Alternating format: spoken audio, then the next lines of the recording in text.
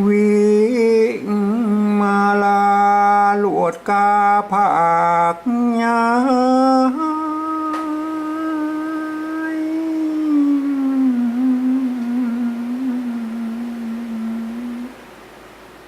อุ้มลูกน้อยมาดามให้ห้ำห้อง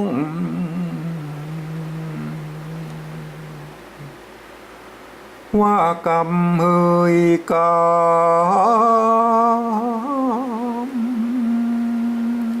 สั่งมาแกงทำยะกำฮือข้างอยู่มาถึงวันแม่กองหันนาตามปึขาก่าวจีลูกในกันบุตรตาลูกนี้เป็นหนอเจ้าโปธาอาหารเพชรโหนแม่ก้อยรักษา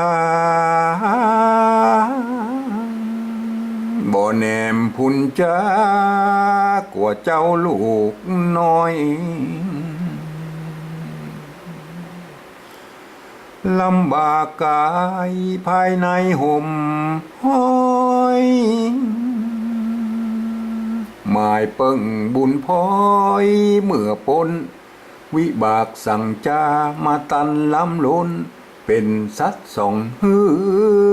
อายคนหมายมาโพดกามบำรุงตัวตูพระมาเดินไพ่ฟ้าข้าเจ้า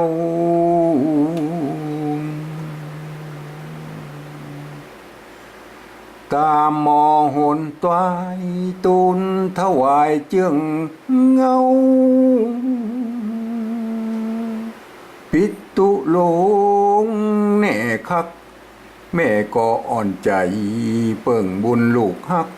มากายเกิดเป็นพายโอ้ยตัวแม่นี้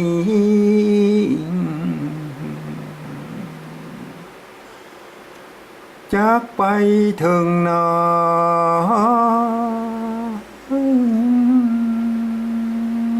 แต่จักบรรลัยต้องลมแดดกา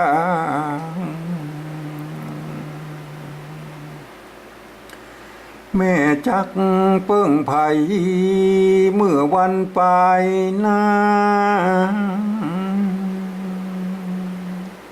พระปิตุลาไล่ทิ้งพระปิตุลาไล่ทิ้งและนายหือ